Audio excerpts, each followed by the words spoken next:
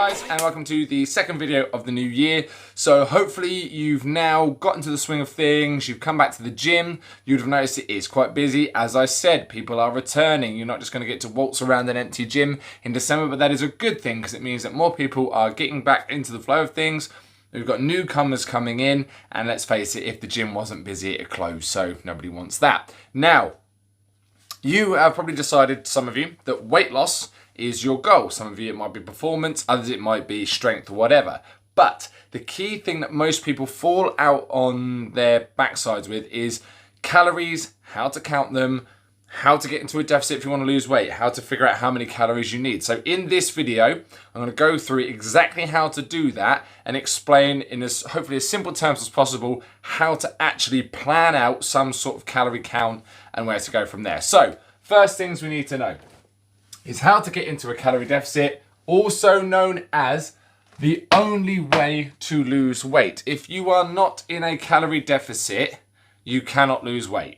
It is as simple as that. Now, it isn't as simple to get into one for some people, and it's not as simple to figure out how many calories you need for some people. There are lots of underlying conditions that get in the way, but unfortunately, the only way you lose weight is to be in a deficit. If you have not lost weight, I don't care what you've been told by anybody else, it's not starvation mode, it's not metabolic damage, it's not whatever else, you're not in a deficit, so you need to get into one. And that's where it becomes harder for people that don't necessarily eat much, but because after a while your metabolic rate drops to meet the level of food you're taking in, that's why it's hard to lose weight if you're not eating much, and why it's kind of hard to understand sometimes. So let's get back to it.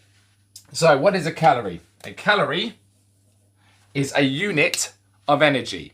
That's what it is. It's not some demon. It's not something that crawls into your bed in the night and sits on your stomach and makes you fat. It's just a simple term for a unit of energy that can raise the temperature of water by 1 degree in 1 cubic centimetre. There you go. Science. There it is. Next, as I've said, if you're not losing weight, you're not in a deficit. It's as simple as that, okay? So we just need to, I'm going to repeat that now because it has to be drummed in that if you have not lost weight, you are not in a deficit, okay? And I will go into how we can get into that deficit in a minute. Next, all foods contain calories. Now, there are some diets out there, why the fuck they do this, I don't know, but tell you some foods are free. They are not. There are foods like vegetables and some fruits that are in fact very low in calories, to the point where the digestion process and the act of breaking down the food actually costs more calories than you're taking in. So yes, they are in theory negative calories, but they still contain calories. So if you're adding that on top of food you're already eating, it's still going to count. So you cannot just rely on foods that are free. And to be honest, the diets that turn around and tell you that pasta is free need to be shot out of a large cannon way the fuck over there, because pastas, potatoes, rices, all these carbs that they're trying to get you to load up on and drop down on the fat are not free, because they're planning on you eating enough in a sensible amount, even though carbs are the most easy macronutrient to overconsume on. It's very hard to overconsume on protein, and it's actually very hard to overconsume on fats, but carbs, oh, human race, we love a bit of carbs and we will just chow down. So if you've started to take a diet that tells you can eat as much pasta as you want because it's free, fuck that off out the window, because you're going to find it really difficult. Next, all liquids contain calories except water. Now, staple energy drink of choice, Monster, note that it says it's an ultra, so it is sugar free, but on the back of the tin here, there is at least 10 calories in it, okay? That doesn't seem like much. Okay, also, by the way, these aren't the devil if you drink them within exception. You know, it's basically like a coffee, so that demon needs to be put to rest. Water is the only thing that doesn't have calories in it. Okay, so diet drinks are better. If you're drinking sugary drinks right now, cut down to sugar-free drinks as a wean-off process or whatever you want to do. You'll find you drop a lot of calories out of your diet. But water is the only thing that doesn't have calories in it. So everything else does have it to a degree. Most of it's negligible. I mean, 10 calories per can. Wow, you know, it's not much, but it's more a case of just letting you know that the calories are in it, okay? Next, there is no one best way to track calories, to diet, or exercise to get into a deficit, okay? It is personal to you. The only thing that is gospel, that is set in stone, is that you have to be in a deficit. So if you like to count calories, that's fine. If you like to measure portion sizes, that's fine. If you find going on a particular diet style that adds restrictions in to stop you from eating those type of foods, that's absolutely fine. But it is no better than any other method, because as long as you're in a deficit, you're all going to lose weight. Okay? Yes, you could eat a crappy junk food diet, although nobody's going to advocate that. So that's the only thing you really can't argue, that eating crap food in a deficit is the best way to lose weight. You will lose weight, but at the risk of health. So that's the only thing that, is the sort of caveat to the rule is, if you're making the best possible choices and healthier choices, being in a deficit is absolutely everything you need.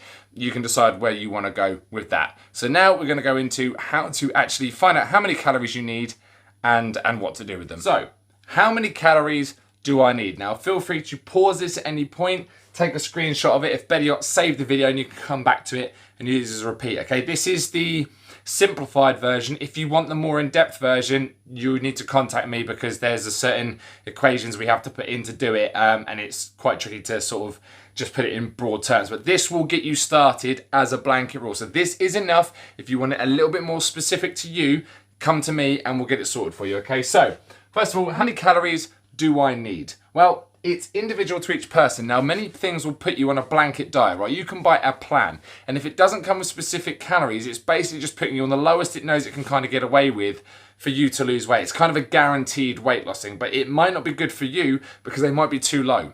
Okay, if calories are too low, it is incredibly hard to maintain a deficit because it sucks. It saps your energy, it saps your motivation.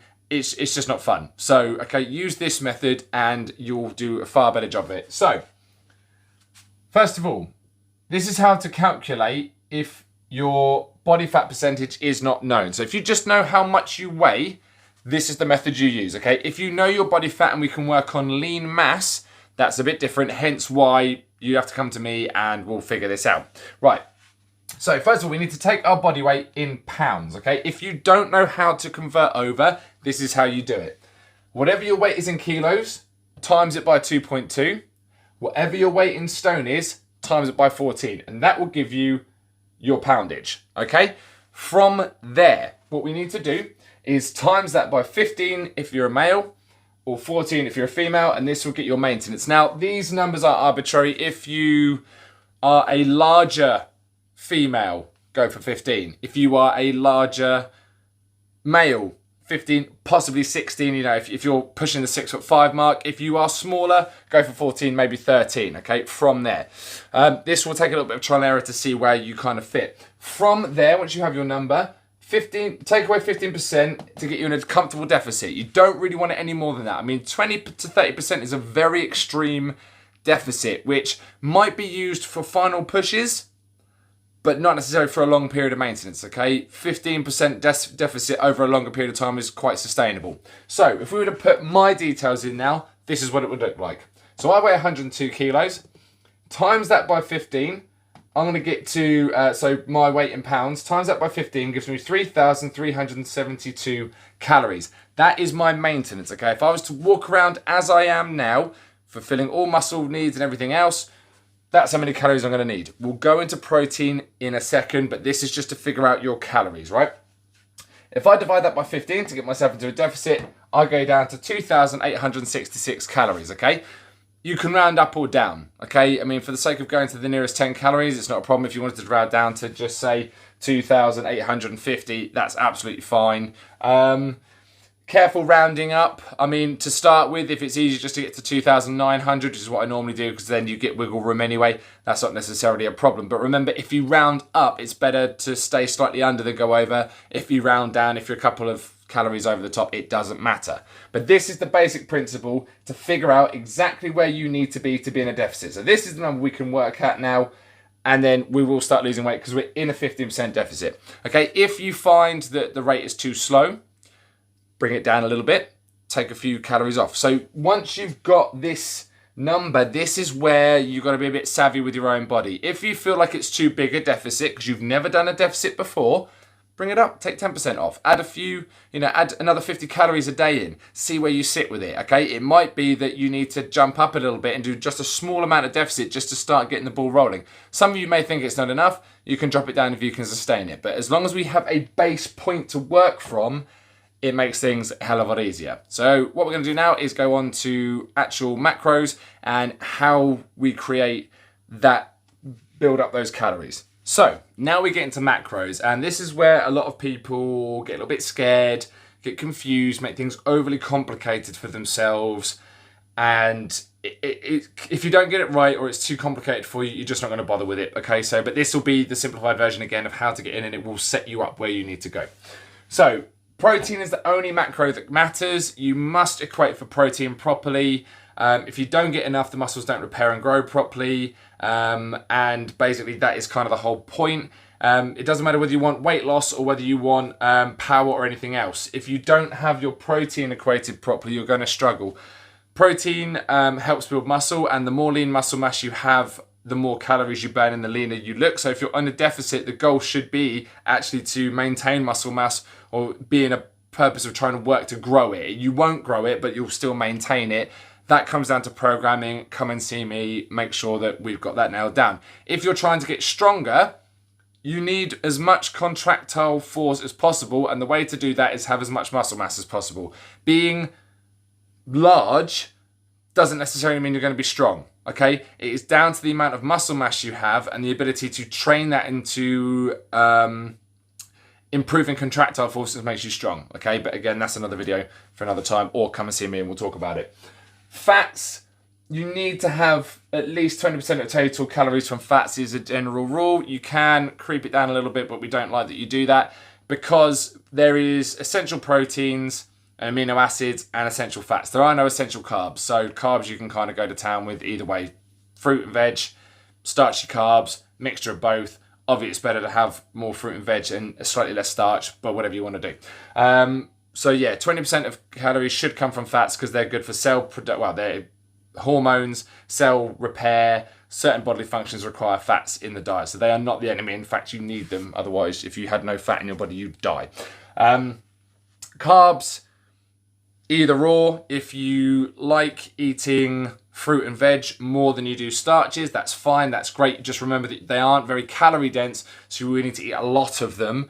If you're not a fan of fruit and vegetables, you need to get yourself a decent multivitamin to top up, or a green powder to go into protein shakes or whatever. But this comes into supplementation, which is a video I've done before, which I will repost for you in the next couple of days, because it should be coming from food. If you can't eat it, then you supplement. Don't supplement first. How do you figure out protein? It's basically your body weight in pounds is the amount of grams you will need for protein. So if I am 224 pounds, I need 224 grams of protein as a blanket rule. You might need a little bit more, you might need a little bit less. If you're into a weight loss phase, you may find that you want to add a little bit more protein in because it keeps you feeling fuller for longer and it helps keep the carbs and fats in check. If you are going for strength, you might want to curb it back a bit and add more carbs in because you need more energy, okay? This is just a blanket figure. You can have wiggle room in it. Basically, judge this by ear. In weight loss, it doesn't matter if you go over, really. It just eats into your carb count, really. If you're aiming for strength, play around with it. If you find that all of a sudden your muscle mass is dropping, you need to up the protein again. If you're absolutely fine and you're getting really strong, stay as you are. So to find out how many calories you would need from that, if macros aren't your jam and you'd rather just count calories instead, you times that amount by 4. Okay, so just here you can see that protein has 4 calories per gram, carbohydrates have 4 calories per gram, and fats have 9 calories per gram. On the offset of that, alcohol has 7 calories per gram. That's why alcohol helps put on weight, because it is just calorie dense and your body doesn't really utilize it because it's not the best. So you've got that. Fats, you take 20% of your total calories, so that's for me in a deficit, divide it by 9 because there's 9 calories per gram, and that gives me 64 grams of fat. So that would be how you'd work out your actual protein and fat goals. If we add these two numbers together for calories, we're looking at roughly, rounding it up, 1,600 calories. It's already taken away 1,000 from protein, about 600 from fats. The rest you make up with carbs, be it starch-based or fruit and veg fiber-based. Ideally, try and get more fiber-based stuff in and keep your starches to possibly around workout time. These, in a deficit, are important. In maintenance and surplus, not so much. But especially if you're in a deficit and you're trying to keep your carbs as utilized as possible, try and keep them as close to your workout as possible. So if you work out early in the morning, then have carbs before you go to bed so that they're in your system ready for your workout, and maybe a quick intra-workout sugar drink just before and during your workout to give you the energy. Use up the rest of your starches just afterwards for recovery, and then move in towards fats and proteins towards the rest of the day. Likewise, if you train in the middle of the day or evening, just try and center your carbs around that time and use the other parts of the day for more protein and fat-based macros, calories, whatever. You'll be fine. If you want to know more, please get hold of me. It's important that we get this done now because we're all going to get busy, and more importantly, you want to get on this as quick as possible to give you the best possible chance of achieving your goals. I have the algorithms for the more advanced calorie tracking if you need them, so we can do that as well. And let's get you a plan sorted out, more importantly, and discuss training about getting you to your goal. Any questions, hit me up. Speak to you soon.